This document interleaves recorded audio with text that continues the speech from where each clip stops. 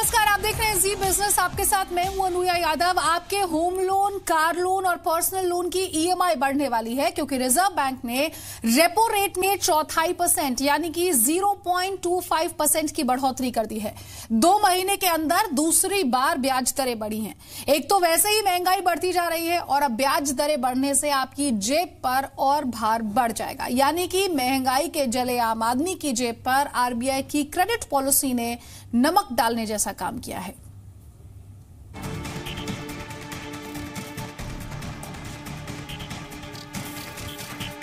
बढ़ने वाली है ईएमआई, महंगा होगा होम लोन,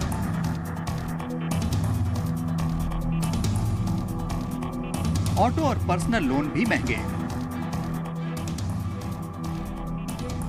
बढ़ गई ब्याज दर, आपकी जेब पर पड़ेगा असर। महंगाई के इस सीजन में अब आपको महंगे लोन की मार झेलनी पड़ सकती है क्योंकि आरबीआई ने ब्याज दरें बढ़ा दी हैं। आरबीआई ने रेपो रेट 0.25% बढ़ा दी है। अब रेपो रेट 6.25% से बढ़कर 6.5% हो गई है। आरबीआई ने रिवर्स रेपो रेट 6% से बढ़ाकर 6.25% कर दी है। ब्याज दरों में हुई इस बढ़ोतरी का सीधा असर आपकी जेब पर पड़ेगा। रेपो रेट के बढ़ने से बैंकों से आपके लिए होम लोन और ऑटो लोन समेत दूसरे कर्ज लेना महंगा साबित होगा।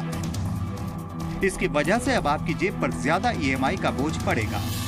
आरबीआई ने महंगाई की चिंता के कारण दरों में बढ़ोतरी की है। ये फैसला रिजर्व बैंक की एक कमेटी ने लिया। कमेटी के 6 में से 5 सदस्यों ने दरें बढ़ाने का पक्ष लिया। Uncertainty around domestic inflation needs to be carefully monitored in the coming months.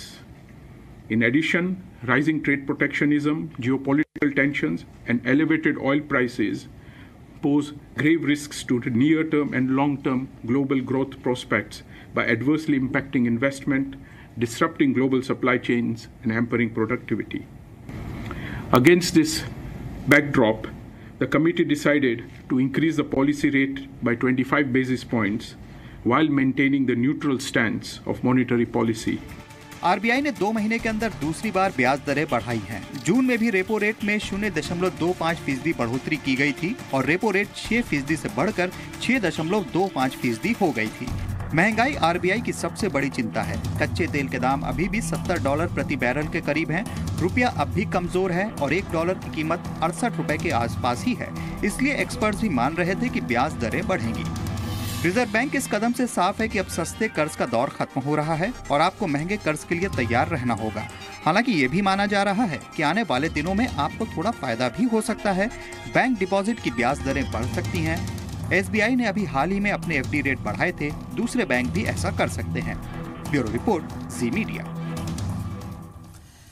तो लगातार दूसरी क्रेडिट पॉलिसी में आरबीआई गवर्नर उर्जित पटेल ने यहां रेट बढ़ा दिए हैं। मेरे साथ 3 खास मेहमान हैं। पवन कुमार बजाज है, एमडी सीईओ है यूनाइटेड बैंक के। अदिति नायर मेरे साथ हैं, प्रिंसिपल इकोनॉमिस्ट है इकरा की। और Killol Pandya, head of fixed income है एसएल म्यूचुअल फंड से, जो मेरे साथ यहां पर जुड़ गए हैं। आप तीनों का बहुत बहुत स्वागत है and thank you so much. Mister Bajaj, मैं सबसे पहले आपके पास आना चाहूंगी। सर, एक्सपर्ट्स तो मान रहे थे कि हाँ, इस बार ब्याज दरें बढ़ सकती है, लेकिन आपकी पर्सनली क्या कुछ एक्सपेक्टेशंस थी सर? और क्या आप मानकर बैठे थे कि हाँ, इस बार भी ब्याज दरें बढ़ाई जाएंगी? ऐसा था 2-3 दिन पहले 50-50 था कि इस बार स्टेटस स्को रहेगा और अक्टूबर में ब्याज दरें बढ़ सकती हैं। बट आज पोजीशन जो मार्केट पोल हुआ वो चेंज हो गई कि 60% मार्केट पार्टिसिपेशन मीन्स यही था कि लोन 25 बेसिस पॉइंट बढ़ेंगे और वैसा ही हुआ। और ये रीजन यही था क्योंकि लास्ट 3 मंथली जो इन्फ्लेशन डेटा आ रहा था, consumer price index and wholesale price index, वो बढ़ रहे थे। और इवन जो आज आरबीआई ने अपना अनुमान दिया है कि second half of current financial year वो महंगाई दर 4.8% और अगले साल के लिए 19-20 के फर्स्ट क्वार्टर के लिए 5% की वो इन्फ्लेशन बता रहे हैं। और इनको अगर ध्यान रखा जाए और जो भी डोमेस्टिक फैक्टर और ग्लोबल फैक्टर हैं, डोमेस्टिक फैक्टर में मेनली जो आपका है मिनिमम सपोर्ट प्राइस वो उसका जो क्या मीन्स इम्पैक्ट, सेकेंड इम्पैक्ट आएगा। और जैसा कि आप जानते हैं ग्लोबली अभी भी कच्चे तेल के दाम $70 से ऊपर हैं।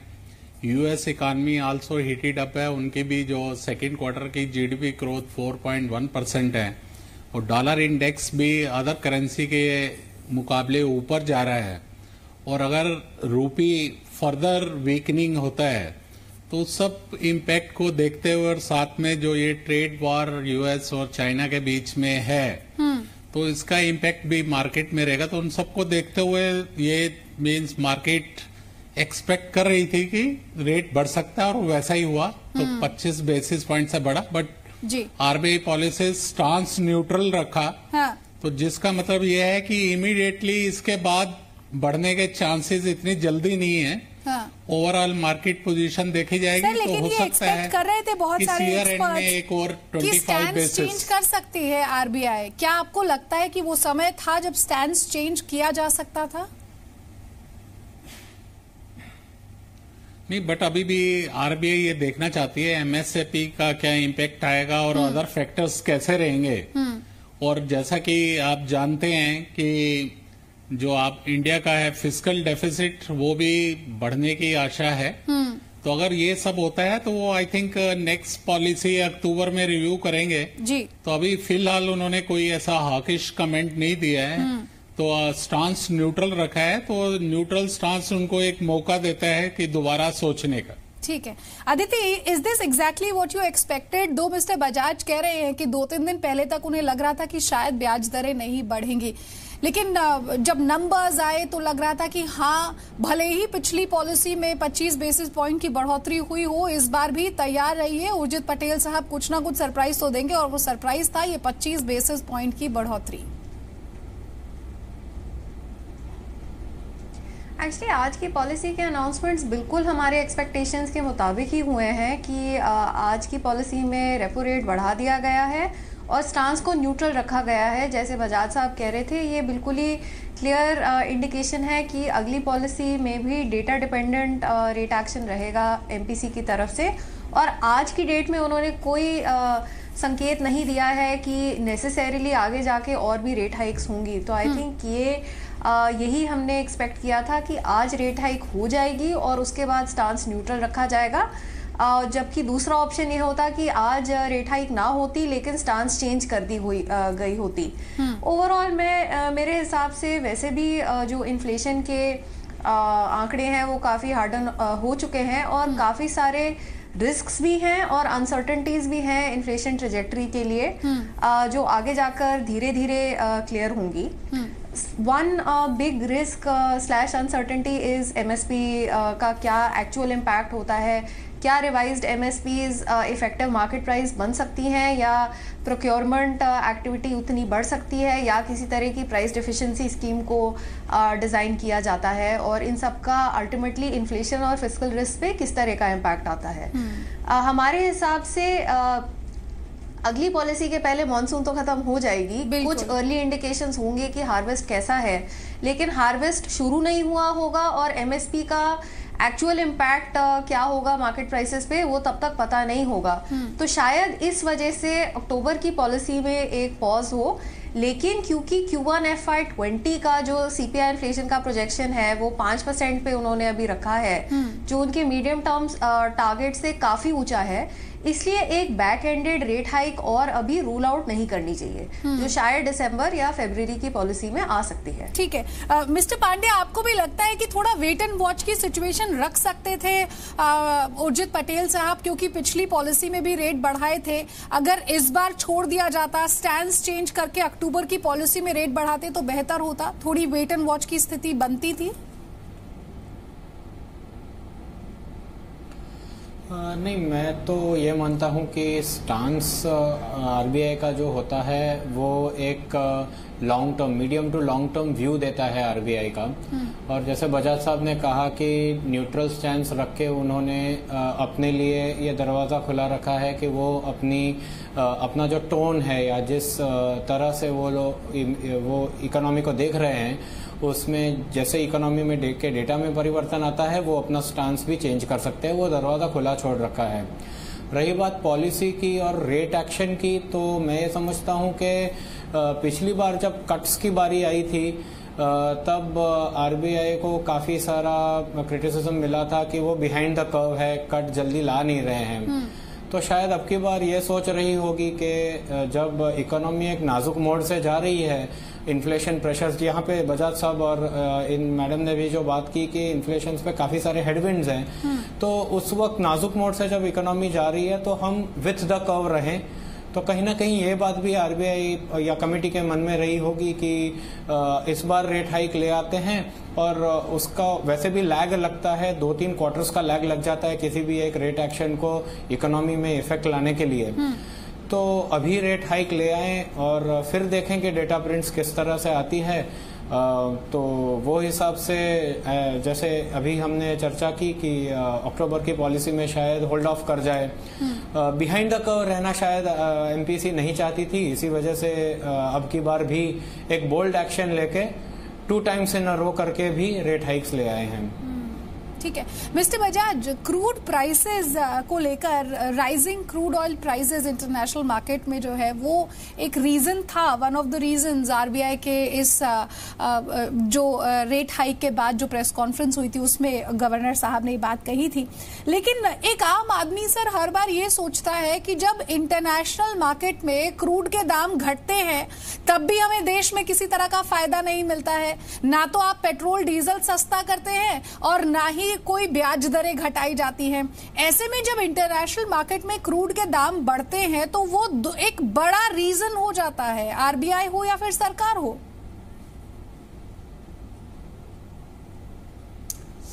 जैसा आपने कहा कि जब क्रूड प्राइसेस के दाम कम भी हुए थे तो उतना इम्पैक्ट मार्केट में नहीं आया। बिल्कुल सर, उसके कई रीजन हैं कि मींस उस समय मींस सरकार ने ये सोचा कि जो बेनिफिट अभी मिल रहा है वो दूसरे कर लगा के तो उसका एक बफर रखा जाए जो कि बाद में काम आ सकता है।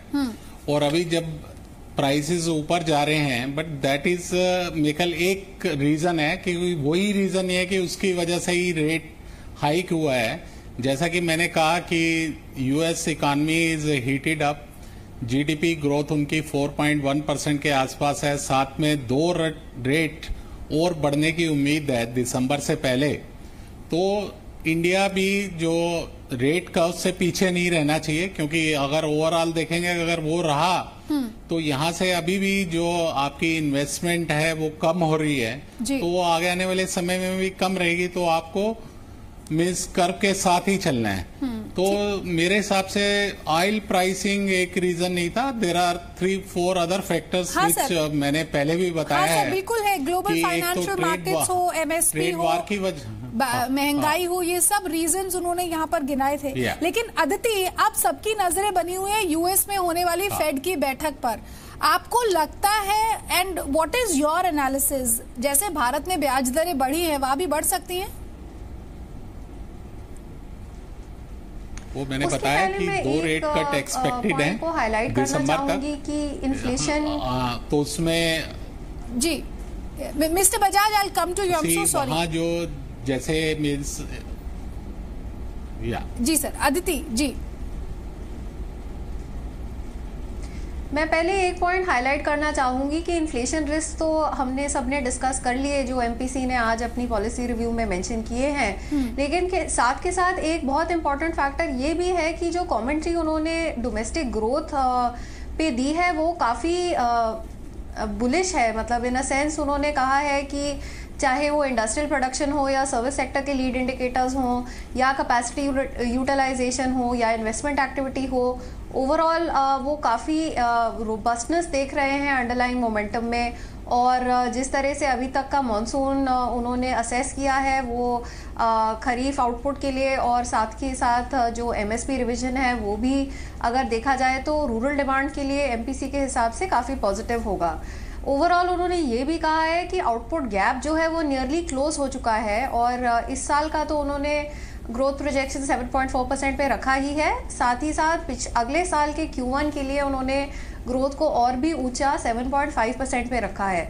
तो हमें सिर्फ इन्फ्लेशन रिस्क को इन आइसोलेशन एमपीसी की कमेंट्री को नहीं देखना चाहिए, बट साथ ही साथ उनका जो एक्सपेक्टेशन बन रहा है डोमेस्टिक ग्रोथ के बारे में, वो ग्रोथ इन्फ्लेशन के बैलेंस को देखकर हमें पॉलिसी को डिस्कस करना चाहिए। ठीक है। आई बात फेडरल रिजर्व की मीटिंग की, मेरे हिसाब से इस मीटिंग में तो शायद रेट हाइक ना हो, लेकिन अगली जो 2 बड़ी मीटिंग्स होंगी सितंबर में और दिसंबर में, मेरे हिसाब से उन दोनों में अभी भी रेट हाइक के चांसेस हैं। तो ये भी एक इम्पॉर्टेंट फैक्टर रहेगा जो ओवरऑल करेंसी मूवमेंट्स और बॉन्ड यील्ड्स को इम्पैक्ट करेगा, और ये बहुत जल्दी हमारे डोमेस्टिक बॉन्ड यील्ड्स में भी ट्रांसमिट हो जाता है। अदिति, एक और चीज ये कि रुपया जिस तरह से कमजोर है उसे संभालना भी आरबीआई की जिम्मेदारी है कहीं ना कहीं पर। क्या इस रेट हाइक के बाद आपको लगता है कि रुपया थोड़ा संभल सकता है आने वाले दिनों में? देखिए, जिस हद तक रेट हाइक की वजह से अगर एफआईआई इनफ्लोज जो आउटफ्लोज हो रहे हैं अगर वो थम जाते हैं तो डेफिनेटली वो एक फैक्टर है जो रुपी को सपोर्ट करेगा। लेकिन एट द सेम टाइम जो बाकी इमर्जिंग मार्केट करेंसीज में हो रहा है, अगर वो रुपी में ट्रांसमिट ना हो, वो वाली डिप्रिसिएशन अगर रुपी में ट्रांसमिट ना हो, तो हमारी एक्सपोर्ट कंपेटिटिवनेस पे काफी फर्क पड़ सकता है। तो ये बहुत ही डेलिकेट बैलेंस है कि किस तरह रुपी को मैनेज किया जाए। क्या ग्लोबल जो ट्रेंड है बाकी इमर्जिंग मार्केट करेंसीज में उतना रुपी को भी डिप्रिशिएट करना दिया जाए कि हम ऑन दी अदर हैंड ये देखें कि रुपी को हम आर्टिफिशियली एक लोअर लेवल पे एक थोड़ा स्ट्रेंथन करवाएं। ठीक है मिस्टर पांड्या, एक तरफ इन्फ्लेशन, दूसरी तरफ बढ़ता हुआ लोन, आपको लगता है कि कहीं ना कहीं पर मिस्टर पटेल ने बैलेंस करने के चक्कर में यहाँ आम आदमी की कमर तोड़ दी है?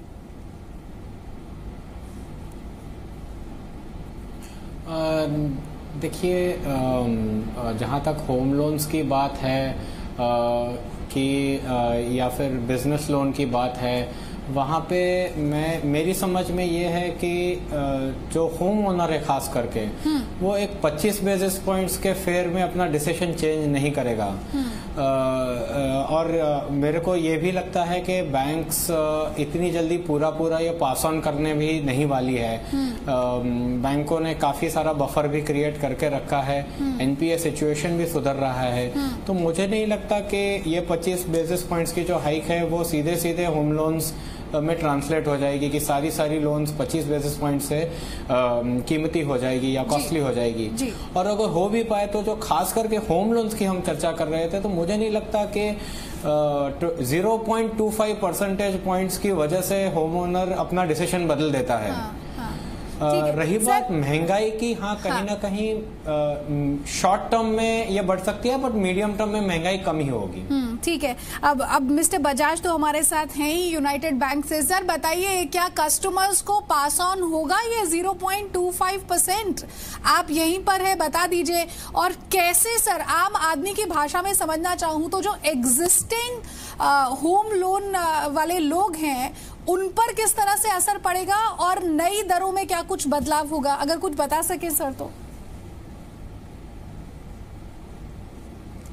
ऐसा है कि जैसे मिस्टर पांड्या जी ने अभी मेंशन किया है कि जो ये 25 बेसिस हाइक किया है आरबीआई ने, इसका ये मतलब नहीं है कि बैंक्स इमीडिएटली ये 25 बेसिस पॉइंट कस्टमर्स को स्ट्रेट वे पास कर देंगे।